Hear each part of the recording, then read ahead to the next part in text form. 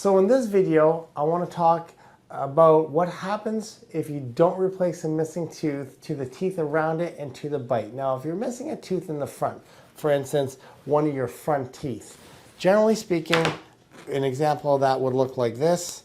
Not much actually happens, to be honest. So if you're missing one of your front teeth, like this, the teeth around it may drift a little bit into the space, so you might notice the tooth here go in and the tooth kind of migrate over the space.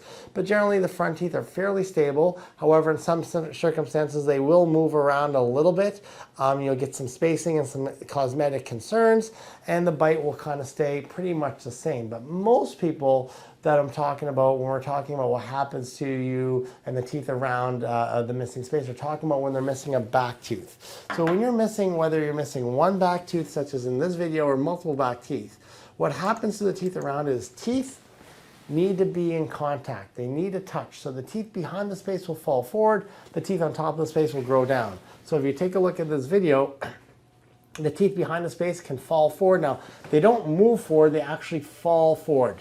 The teeth, and that's why the arrows are bent. And here the tooth can sometimes drift back in the space, and actually this top tooth can grow down into the space. Now what happens is, at first we're missing the tooth, and the teeth start to drift into the space, whether the teeth around the space drift forward and back, or the teeth above the space drift down.